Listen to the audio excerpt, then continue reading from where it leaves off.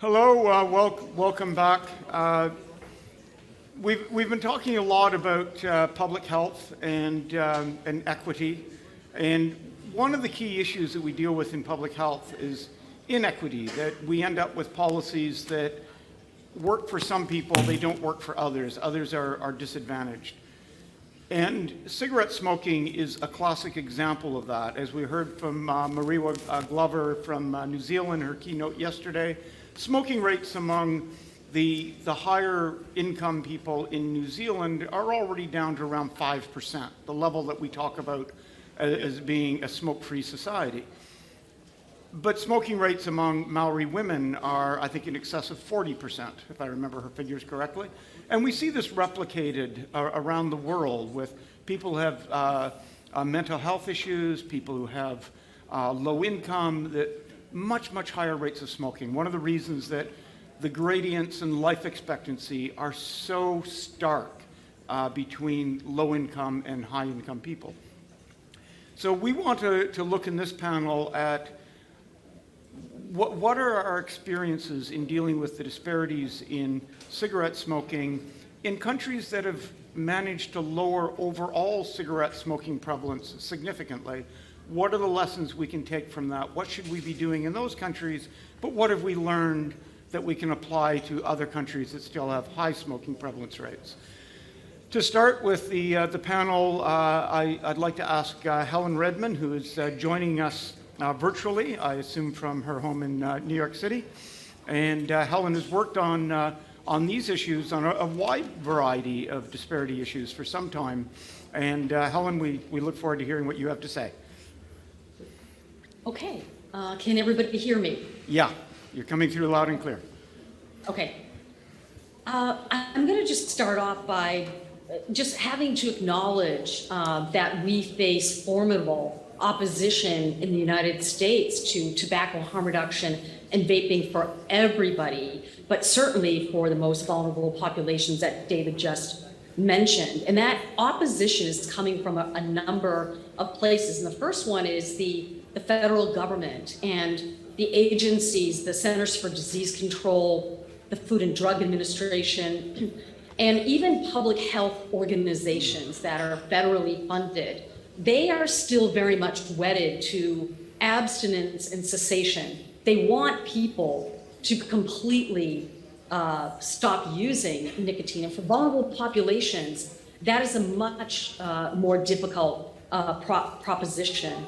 And we can talk in discussion maybe about some of the reasons. And then, of course, there's tobacco control organizations like Campaign for Tobacco Free Kids, Truth Initiative, Parents Against Vaping Electronic Cigarettes. These organizations have a lot of money, they have connections, they have power. Truth Initiative and Campaign have been around for decades. And what these groups, in collusion with the federal government, have done for the last 3 or 4 years is they whipped up a drug panic around teen vaping, the so-called teen vaping epidemic. There never was a teen vaping epidemic in the United States. But what that did, that whipping up that panic and that hysteria, it prevented any focus or shifting away from this demographic to the groups that have the highest rates, still have the highest rates of smoking and therefore morbidity and mortality. It took almost all of the oxygen out of the room in terms of thinking of a national strategy or state-by-state strategy to help the people with the highest rates. The focus has been almost exclusively on this other group. And unfortunately, I have to report the harm reduction community and harm reduction-based organizations in the United States, of which I've been a member of the harm reduction community in the United States for many decades, also is not on board for tobacco harm reduction. They believe in harm reduction for every other drug, but when it comes to tobacco harm reduction, when it comes to nicotine, I would say most harm reduction-based organizations in the United States are not pushing for safer nicotine products and embracing a philosophy of tobacco harm reduction. I'll come on to that at the end. It's a huge, so those are all obstacles to working with vulnerable populations. But let's add to the mix of this, that in the United States, the political class, our government doesn't care if people from vulnerable populations die from smoking-related diseases. And it's really a terrible reality to confront that, to even say that out loud, right? It feels horrible, but that is the reality, because if they were really concerned about the lives of those smokers, they would have done something by now.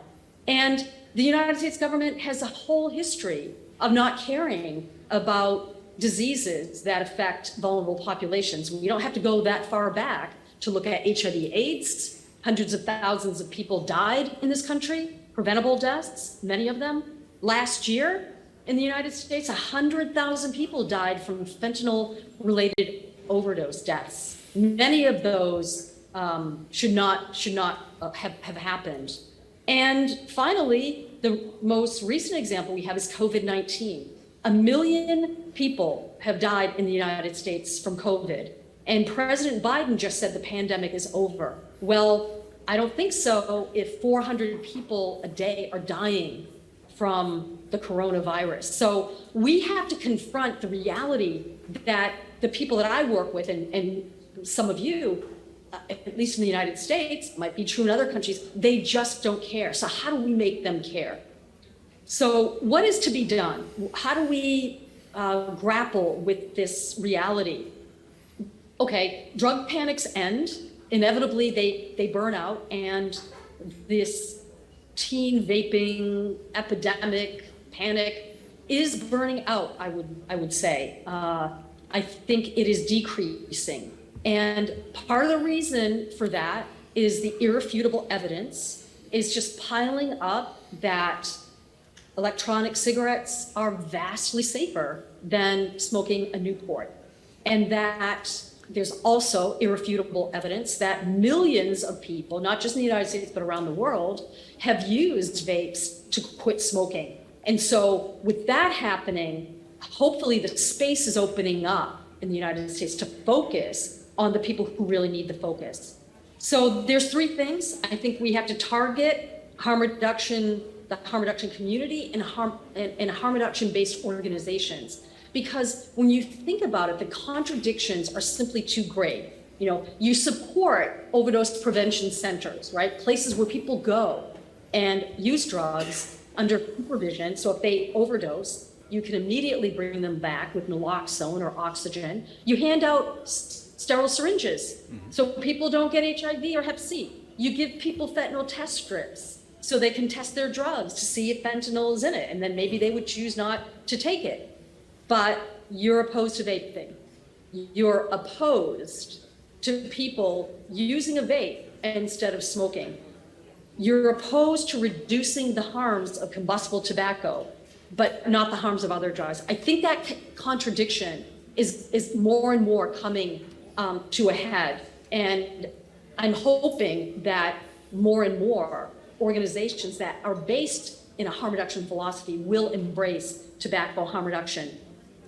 I think there's been some small changes in media coverage overall in these last years. The media coverage has been so biased, absolutely scandalous, full of lies of omission, outright lies, exaggerations. I think that is starting to diminish a little bit, and more people are willing to go on the record opposing the junk science, opposing exaggerated claims, et cetera. And I think something that's contributed to that is really the debacle at the Food and Drug Administration around authorizing electronic cigarettes. You know, the FDA, they kind of talk out of both sides of the mouth. One hand, yes, we're going to authorize electronic cigarettes. They do help people smoke. They are safer. On the other hand, they join with organizations that oppose these safer nicotine products. And that whole process has been a national debacle. I think people look at that and say, there's something wrong with the FDA. Maybe they're not telling the truth. Maybe we can't trust what they're saying. That's, of course, double-edged, right? And then most recently, what's happening with Juul. Juul, one of the most popular electronic cigarettes in the United States helped millions of people quit smoking. Well, the FDA denied, first they denied their right to take the product, to remain on the market, and then they drew that back, and then Juul just filed a lawsuit to get hold of how they made those decisions, and the FDA is stonewalling. And so that's national news. And again, I think it's making people question what is going on with electronic cigarettes, vaping, the companies who make them, in a way that we haven't seen before. And I'm hoping that's going to lead in a direction where we can change that number of people. Unfortunately, people in the United States still believe, polls show overwhelmingly, that vaping is not safer than smoking. I mean, that is quite telling, right? I'm hoping we're moving in a direction where those numbers are going to change. And just also related to the media, I think there's more stories that are humanizing people who smoke. People who smoke have been highly stigmatized and discriminated against. And we need to have more stories in the media that show people making the switch, how their lives have improved, et cetera. The last thing I'll say I think we need is activism. This notion of nothing about us without us. People who use nicotine organizing to fight for their right to access to these life-saving products. And in that sense, we're really standing on the shoulders of ACT UP, the AIDS Coalition to Unleash Power. I feel there's many similarities between ACT UP, what they confronted, and what smokers trying to access safer nicotine products are confronting. You know, hated groups of people, stigmatized, ignored by the government, right? We're not going to invest in helping you be healthy. And to that end, I think organizations exist. The INCO, which is the International Network of Nicotine Consumer Organizations, CASA, which is based in the United States, the Consumer Advocates for Smoke-Free Alternative Association, and then the New Nicotine Alliance. These organizations are doing lots of advocacy on behalf of people who use nicotine. And again, just using ACT UP as an example, one of the organizations they had to confront head on was actually the FDA.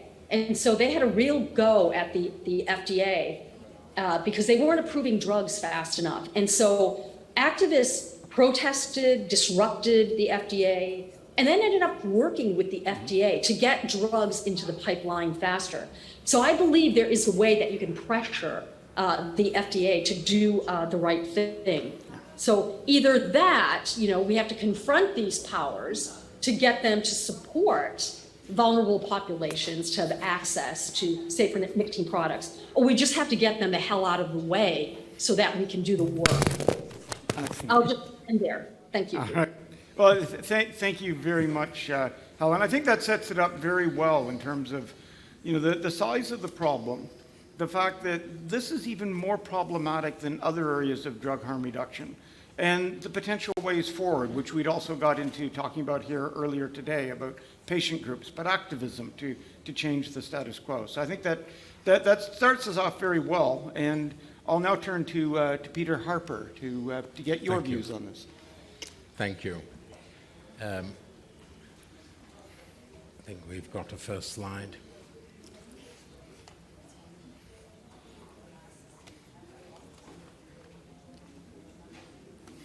It's coming now. So thank you. This is me. I'm an oncologist by training. I was the chairman of oncology at Guy's, King's and St. Thomas's, founded Leaders in Oncology Care, and I'm a harm reduction consultant to PMI. But my way to PMI came through my own initiation, in that I treated many thousands of lung cancers in my life, and I decided that what I better do is start to look at not having so many. In other words, we needed to reduce the amount of smokers in the world and get them to a safer place. So if we look at the global population, 22.3% of the global population use tobacco. That's almost 1 billion cigarette smokers. It's actually 962 million. I used the number a billion because if you translate that into lung cancers, which is 8% of all smokers, you're looking at 80 million lung cancers. And that sort of puts a reality to what we're trying to do and what we're trying to lessen. Within that number of 26%, you have already a difference. 36.7% of the male global population over 15 smoke, and 7.8% of the female population. So already you've got a disparity. If we look here and we look at prevalence, which is the solid blue bars, and I'm not expecting anybody to look right along them, what I want to do is try and separate out what is happening in gender by nation. So the solid diamonds are men, and the open diamonds are the women. That's prevalence. The green line is the UK, and as I'll show you, we're virtually the same, both men and women. But if I could ask you to look, as you look at the screen, to the second from the far end, which is Indonesia, on the right-hand side of the screen, there you can see that the diamond, the open diamond, is virtually on the baseline. 1 or 2 or 3% of women in Indonesia smoke, which means that that prevalence of 28-29% is actually 58% of men. So there you have a very old-fashioned number going back to the 70s in the UK, where we smoked so heavily. If you look at tobacco use prevalence by country, again across the globe, the more yellow you are, the better you are, down at 5% and thereabouts. And you can see Australia and New Zealand are doing well. And you can see the UK is orange. And for those of you who live in Greece and know where Greece is, you can see that it is unfortunately up towards the 30%. So what we've got is a massive disparity of who is smoking across the world and how different techniques of trying to lower smoking rates have worked. Here we're looking at the United Kingdom, and if you look at the far end, we're now going to be around 14%, 14 and a bit percent, which is really a very significant reduction from the mid-70s. Males and females coming down nicely together. Now, if we look at that, smoking rate of 14.1%, that's 6.7 million. Marginally higher amongst men, as I've said, 3.7 million men, 3.0 million women. Highest amongst those, 25 to 34, at around 18%. Highest in Scotland than the rest of the United Kingdom at 16%. Lowest in Northern Ireland at 13%. And I've highlighted e-cigarette use because there's a lot of myth and a lot of uncertain knowledge about the e-cigarette use and how it's going. So the use in Great Britain was 3.8% daily and 2% occasionally now. So you're looking at around and about 6.4%. It's increased from the 3.7% in 2014 when reporting began, but it's not, as Helen has said, it's not an epidemic. It's also higher amongst men, 7%, than women, 5.6%. So what about the other disparities? And what we're hearing about and we heard about this morning was in psychiatric hospitals in Athens, you're looking at over 60% smoking. And perhaps we could learn a little more from Solomon about that. So we need to stop looking at the population as a whole. We need to start talking about numbers, and we need to start seeing where we're failing. So if we look here, the difference by marital status, and this is the only slide where the bottom column is the lowest, least likely to smoke are married adults or civil partnerships. Most likely to smoke are single and cohabiting at 20%. And that is similar to the overall prevalence in the UK in 2010. So we haven't made progress from over 12 years. If we look at smoking prevalence by socioeconomic status, here you can see least likely to smoke managerial and professionals at 10%, most likely to smoke routine and manual at 25%. And that's similar to the overall prevalence in 2004, 18 years ago. If we look by educational qualifications, least likely to smoke are those with a degree, 7%. We're communicating very well with people like you and I. Most likely to smoke, no qualifications, 29%. That is the same as the overall prevalence in 1992, 30 years ago. You've made no progress. What this slide is very good at showing is the power of education. Degree or equivalent, higher education, A-levels or equivalent, O-levels or equivalent, other qualifications, and then no qualifications. So education is an answer. What about smoking prevalence by employment status? So here we see least likely to smoke are the inactive. These are retired and have no intention of smoking, working. And most likely to smoke, the unemployed at 29%. Again, the same as 30 years ago. So we also know that there's a difference by locality. The least likely to smoke in the UK is Rushcliffe, which is a small area near Nottingham, and Richmond on Thames, a very posh area near London, part of London. And most likely to smoke Kingston upon Hull and Lincoln at 26%. So already you can see there might be some solutions. Well, I don't think they are solutions. So you should stay married or you should get married. You should make more managers, no workers, everybody a manager. Greater percent entering higher education. Increase employment. We have virtually no unemployment in the UK, so that's not going to work. And you could all move to Richmond on Thames. So why I put this in is because these figures are startling. These disparities are hidden within your prevalence figures. They're not telling you the truth, and we need to really look at this.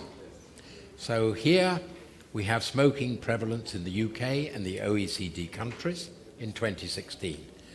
The furthest one to the left of your screen is Greece at 29%.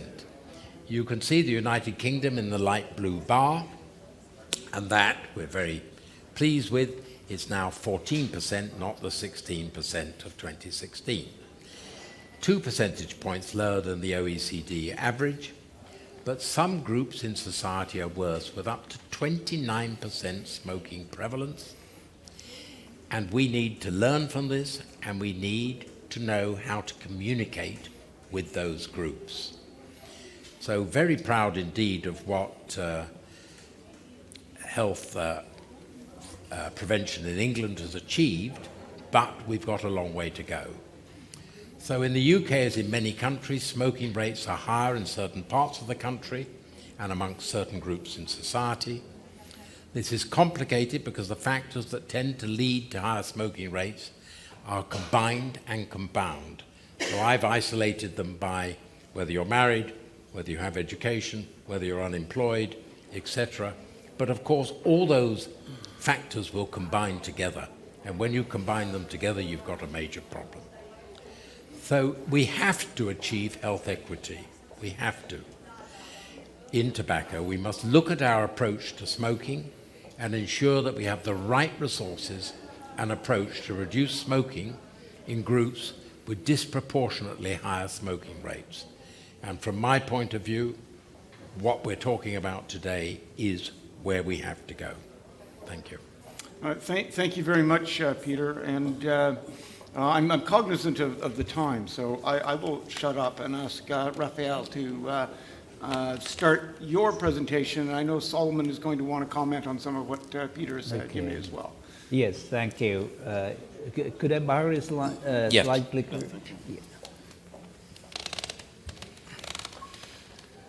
Okay. Yes, with your and the panel's indulgence, David, I'd like to put a human face to the problem of what we're discussing now, the disparities, iniquities, if you will. Okay, so I'd like you to meet Reynaldo. He's a 54-year-old Filipino. Obviously, he works as a jeepney driver. Jeepney is one of the more popular modes of transportation in the Philippines. So he works 12 hours a day, 6 days a week. That's 72 hours work week. And he earns an average of $20, equivalent of $20 a day. And out of this $20, every hour he would buy a couple of stick of cigarettes from the street vendor, Josefino here.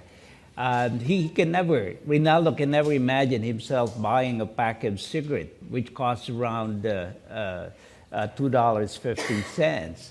But he doesn't have any qualms of buying a stick, which costs around 12 cents per stick. Without realizing that actually he's spending something like 8 to 10% of his hard-earned money daily to buy a cigarette. Okay, so people like Reynaldo and Josefino, incidentally Josefino, so he sells the cigarette and he rewards himself with, a stick for every pack that he sells. So people like them actually highlight the disparity which we have about smoking. And these have already been alluded to, the socioeconomic, educational status which impact the prevalence, also the prevalence and actual number of smokers. The almost inexplicable disparity between the number of smokers who decide to quit and those who are really able to quit successfully. The contribution of sin taxes, it's a overrating the contribution of excise taxes to the success of tobacco control, and also disparity as far as the risk benefit perception of introduced smoking alternatives. So I think we cannot belabor this point anymore. There are definitely major disparities in adult cigarette smoking, within racial and ethnic groups, and this is especially true in countries which is diverse, multiracial, multicultural, like Philippines, Indonesia, Malaysia, and many other countries in the world. So despite all efforts at educating the public, there is not only cognitive dissonance, but worse than that is the cognitive consonance. For me, cognitive dissonance is still healthy because at least the smoker realizes that what he's doing is bad, but he simply cannot control it.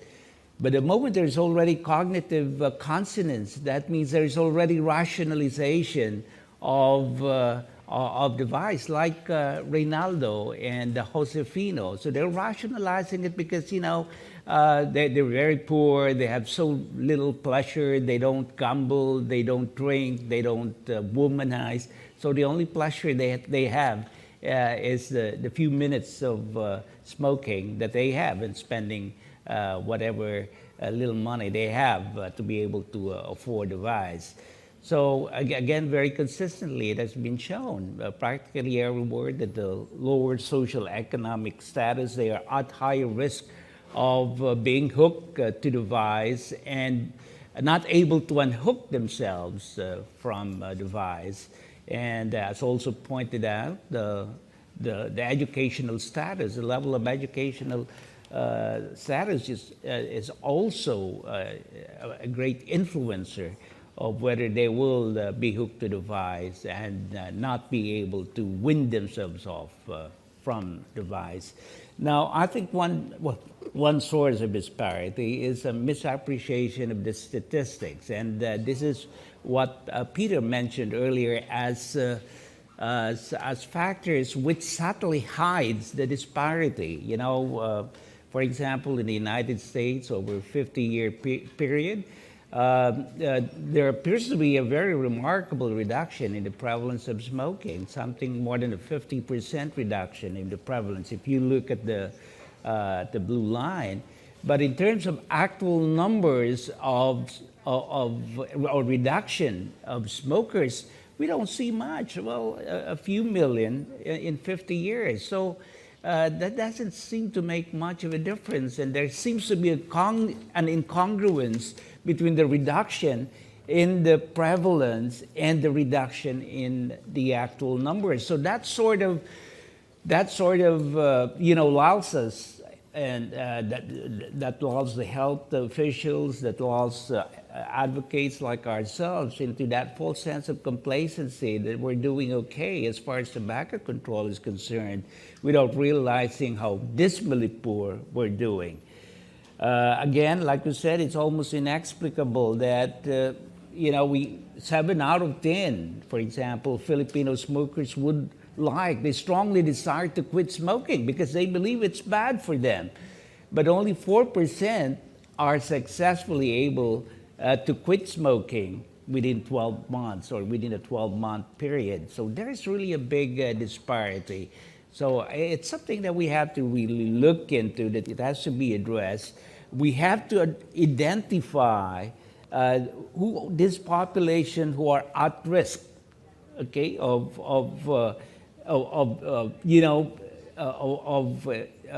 falling prey into cognitive consonance, so that they're permanently stuck to the device. And we should have programs to actually try to help this vulnerable population.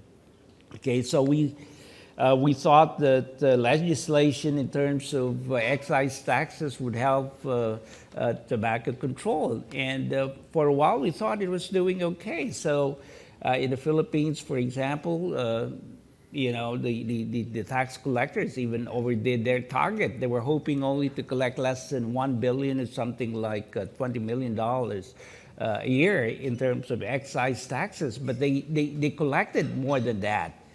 But that means that the smokers don't seem to care. They still kept on buying cigarettes. And later on, the health officials sat down and they realized they may be collecting something like 133 billion, sorry. So that's about $2.6 billion every year in excise taxes, but they're spending more than $4 billion annually to treat the smoking-related complications, those developing heart attacks and strokes, cancers, etc. So like we said yesterday, it's actually a losing proposition, and we're not really saving smokers' lives.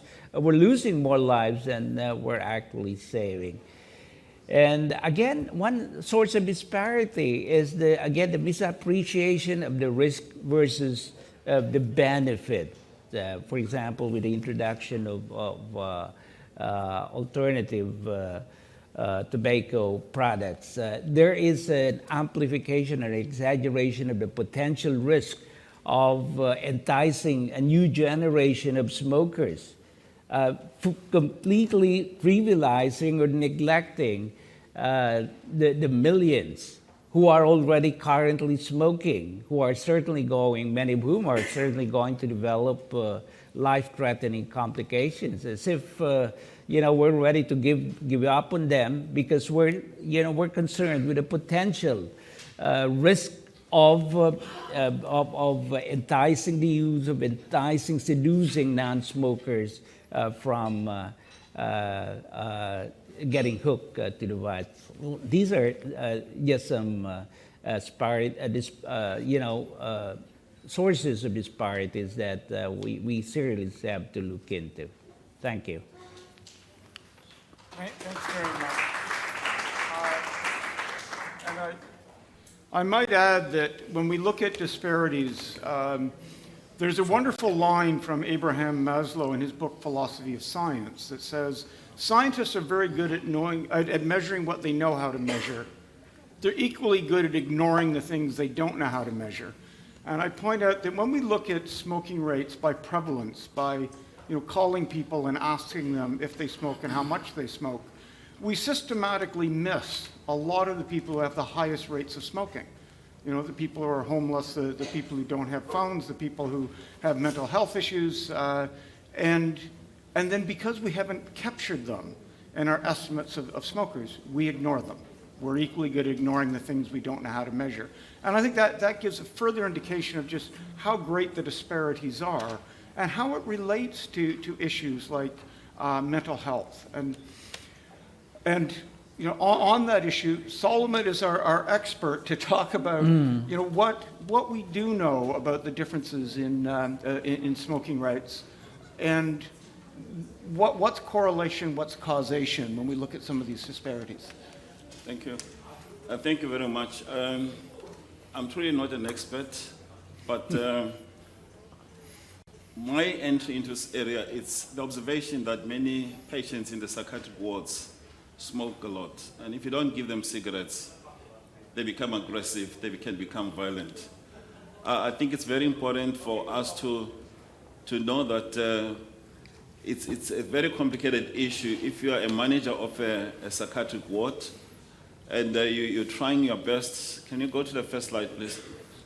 You're trying your best to manage patients, and those patients don't listen to you, even if they're on adequate dosage of medication. The situation in South Africa, it's really similar to the situation in a number of sub-Saharan African countries. And the slides that Peter presented here correlate very much in terms of percentages to what we see in South Africa. South Africa has a population of about 65 million people, and whatever information you've had so far on smoking, rates of smoking, has been mainly anecdotal. But last year, a group in Cape Town decided to do a study just to zoom in because during the lockdown due to COVID, government imposed a ban on selling of cigarettes, smoking in public areas, and so on. And also there was a ban on sale of alcoholic products. But the two major problems in sub-Saharan Africa, it's smoking and alcohol use.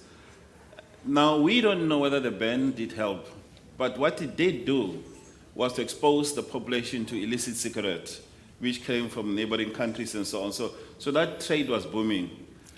In my interest as a psychiatrist and also trained in child psychiatry, I really was concerned about how we intervene. The country has what you call a drug master plan. That drug master plan for the past 15 years focused on alcohol and hard drugs. Only in the past 5 to 8 years did it bring in tobacco. But the concept of harm reduction has been an issue because people were saying, when you talk about harm reduction, you're actually saying these people should be assisted to continue the habit that they've developed that they can control. So this global adult tobacco survey, which was done in 2021, brought some figures out for us. The GETS study, as it was called, focused on some measurable factors such as monitoring tobacco use and prevention policies, whether in place or not, protecting people from tobacco smoke, is that in place, offer help to quit tobacco use, do we have smoking cessation clinics, warn about dangers of tobacco. The adverts that we have today show that cigarette smoking or combustible cigarette smoking can also be dangerous. Enforce bans on tobacco advertising and promotion and sponsorship. And this is a key issue because many of the big festivities, festivals, soccer, rugby, and so on, they get money, support from adverts from tobacco companies. Now, this issue of taxes is important because my two colleagues have just talked about it. It's very important because governments in sub-Saharan Africa survive on taxes from tobacco. So they are walking a tightrope. Should they really be hard on tobacco use or not? We've had a Minister of Health who managed to accede in 2 areas. You cannot smoke within a restaurant. There has to be a designated area far away from where people are eating. Secondly, you cannot smoke in any airplane in South Africa. At schools, there's no smoking allowed. At universities, you cannot smoke within the building. There are so many meters away from the building where you can go and smoke. In hospitals, again, you cannot smoke. Now, in wards, such as psychiatric wards, there would also be a designated area where people go to smoke. So this study, in terms of methodology, was looking at information on respondents' background and characteristics, tobacco use, smoking and smokeless. Now, the smokeless part here, it's not snus in South Africa. It's some traditional tobacco that people put under the tongue or dip in the cheek. Basically, they suck the nicotine out of that, and they get a fix that they want. So this was a household survey, which was conducted in 2021, and the age range of persons included were above 15 years and above. And it was a total of 7,242 households surveyed. This was randomly selected from households to join the study. The data collected was electronically captured. So total 6,301 interviews completed with overall response rate of 91.5%. So there was a very good response rate. In terms of tobacco use, in the overall population, out of 12.7 million adults, we're talking about a total country population of 65 million, but 12.7 were surveyed here. 41.7% of men and 17.9% of women currently use tobacco. I think this correlates to what Peter presented. More men smoke compared to women. Out of the total of 11.1 million adults, which is 25.8%, 41.2% of men and 11% of women currently smoke tobacco. And then we have also a picture here of 1.8 million adults. And this refers to those who now use the smokeless tobacco, which is snus. Now, this part, I don't know what other complications may have with snus, but the biggest problem here is dental problems. And sometimes, occasionally, people would have, oral cancers, but that's very few, In terms of smoking cessation, 65.7% of current smokers planned to or were thinking about quitting smoking. Now, this is very important to know that in this country, South Africa, we don't have well-defined public health, smoking cessation centers.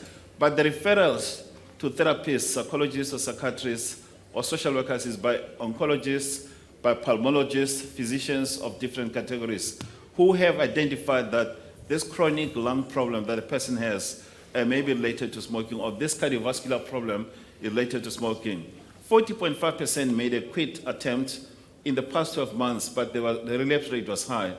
42.9% of smokers who visited a healthcare provider in the past 12 months were advised to quit smoking because of their state of their health. And I've pointed out that no smoking cessation clinics in the public sector, so that is work in progress. An interesting point was that 11.2% of adults who worked indoors, that is 1.2 million in this study, were exposed to tobacco smoke in enclosed areas at their workplace. That is illegal. If that workplace is found to be allowing people to smoke inside them, they'll be punished. There'll be a fine of sorts. 18.0% of adults, about 7.7 million adults, were exposed to tobacco smoke inside their homes. And the danger, of course, here is that children and adults were equally exposed to smoking. And so, based on advocacy, people are told, don't smoke in the house, smoke outside, and so on. 10.8% of adults, which is about 1.1 million adults, were exposed to tobacco smoke when visiting restaurants. And this figure was higher, but because the minister imposed a ban on smoking at restaurants, it has reduced quite dramatically. The median amount spent on 20 manufactured cigarettes was 24.7 South African rands. But on a monthly basis, people who spend about 263 rands. Now, some people survive on 300 rands a month. Now, if you're going to spend so much money on cigarettes, it means you have very little to eat. And that is problematic. But poor people, therefore, went for cheaper illicit cigarettes that come through all sorts of ways. They buy them in the streets and so on. And those are problematic in terms of the high number of carcinogens. So there are economic issues there. We wanted to know also, where do people get their information? 30.5% of adults notice anti-cigarette smoking information on television or radio. These adverts are at specific times and they're very helpful. 22.3% of adults notice tobacco products advertising on promotions in stores where tobacco is sold. 29.9% of adults notice any tobacco advertisements, promotions, or sporting event sponsorships, because around the stadium there'll be these big boards that show you who's sponsored. But the important point is that many of the adverts or promotions did not include warning about the dangers of smoking. The government is trying to enforce that this must be there so that people must make informed choice as to whether they want to smoke or not. So in terms of knowledge, attitudes, and perceptions, 92.9% of adults believe smoking causes serious illness, but they didn't stop smoking. You know, this is an important point that one of our colleagues in the morning mentioned, that people will continue smoking even though they're aware of the dangers. 92.9% adults believe breathing other people's smoke causes serious illness in non-smokers. True or false, we don't know. About 88% support ban on smoking indoor workplaces and in public places. This is already enforced in the country. 73% of adults support increasing taxes on tobacco products. Now, this last point, I don't know who they were talking to, because any smoker would not support the increase in taxes. It might be a select population that said, well, increase the taxes, then they'll smoke less. But despite the increase in cigarette taxes, they still smoke. So I just thought I should give you that as a primer to say, we have similar problems, I think, worldwide. Young people smoke, and we find more men smoking. There are people who fill the medical wards with chronic lung diseases related to smoking, cardiovascular problems. These are similar problems worldwide. Let me stop there. Thank you. Thank you very much. And we have a little bit of time for questions. I'd like to first bring up a question, and hopefully, Helen, we still have you available, because I think you're the best position to answer this. When we're talking about these disparities, the question that comes up from one of those watching online is that, does this mean that tobacco harm reduction supporters should be focusing more on social justice and human rights language? Helen, do we still have you? Do you want to be able to comment on that? Can you hear me? Yes. Mm-hmm. Okay. Can you say the question again, David? The question, I don't know if you've heard all of this, but based on what you were saying as well, that does this mean that those supporting harm reduction on tobacco products should focus more on issues of social justice and human rights language, rather than it's going to kill you sort of language? Should we sound more like the ACT UP campaigners and others? Well, I don't think it's either or. Mm-hmm. I think one way to talk about it is and this is what the global tobacco report talks about, and that is the right to health. Mm-hmm. The right for smokers to have access to safer nicotine products. So I like to look at it that way. It's about health justice, and I think it depends on which country you're in. Unfortunately, in the United States, we don't have the right to health care. Mm-hmm. Other countries do have some form of universal access, but in the United States, if you are a member of a vulnerable population, you very well might be uninsured, so you don't have access to healthcare providers who could help you either cut down on your smoking, offer you safer nicotine products like patches or gums, even though we don't have such high rates of success. Anybody who wants to try those products, or varenicline, the medication, should have a right to try those. But if you don't have a a healthcare system where everybody's in and nobody's out, it just adds one more complication when we say the right to health and the right to access to products that can significantly reduce your risks if you're a smoker. Right, thank you. I can move to the audience here. If people have questions, we probably have time for a couple of quick ones. There's over here, front.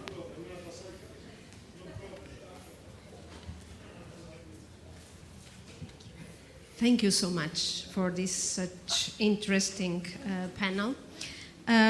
So I have this huge concern, and except if I missed it, I didn't see it here discussed, is about the pregnant woman that smoke. Mm-hmm. Could you comment on this? First question. The second would be, maybe I have the wrong idea, but the disparities male-female would depend on the age range, right? I had that idea, but maybe I'm wrong, I don't know. Please comment. And the other question, and the last one, is does it make sense to think about a medication following all the regulatory control pathways based on nicotine to be used in psychiatry? Thank you so much. Yeah, if I may just say, in South Africa, the focus on pregnancy is very high. It's coupled with alcohol harm reduction, because we had a high incidence of fetal alcohol syndrome. But also they found that the women who drank a lot also smoked a lot. So the messages were both involved there. Now, in terms of regulatory processes, I think it's important to know that many of the products that you have in the first world, you find in South Africa, nicotine patches and others. What it means in a country like the Philippines. But there are not many physicians who are trained to, administer them properly or guide, patients properly on them. So the exposure to those things are not sustained. So we're encouraging very stable clinics in the public sector that are affordable and accessible, where these products, including psychotherapy, can be used. The third question had to do with? The question on the medicine route for treatment.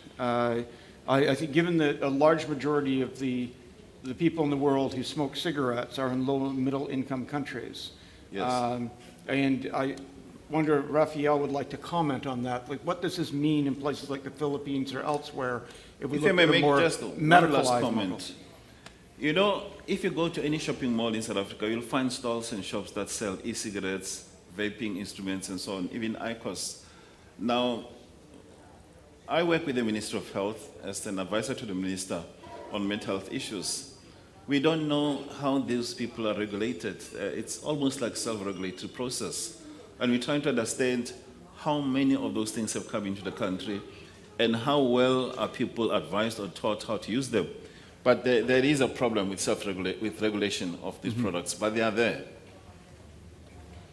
Do you want to address any of that? Yes, I think although everyone, the smokers are entitled to their own rights, but we also realize that smoking being an addiction in itself already involves a disorder wherein the smoker himself or herself may not be in a position to make the right decision, like the example you cited, a pregnant woman. And in such an instance, there must be an aggressive effort to really intervene and make sure that she's given the right form of treatment.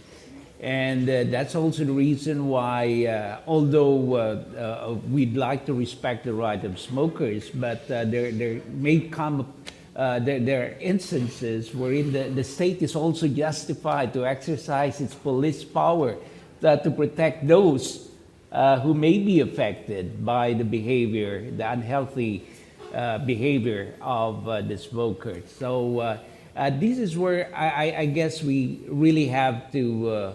It's like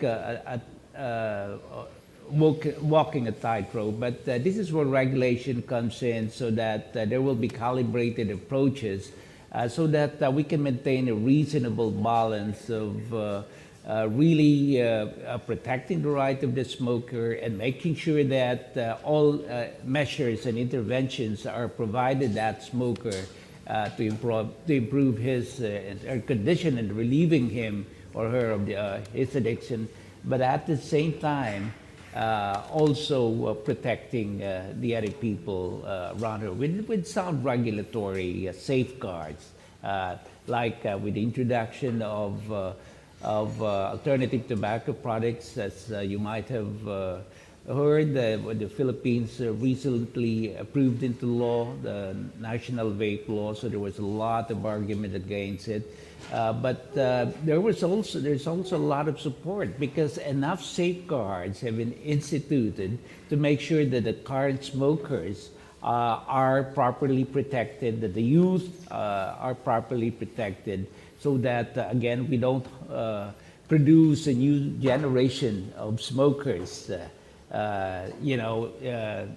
just because we're trying to reduce the harm as far as the current smokers are concerned. Thank you. I think we probably have, I'm very conscious of the time, but I think we have time for another question if we have another one before I free the audience. Any other questions for the panel? This is like an auction, going once, going twice. Okay. We're David, free. Okay. All right. Thank you very much for joining the panel. I hope it's given all food for thought.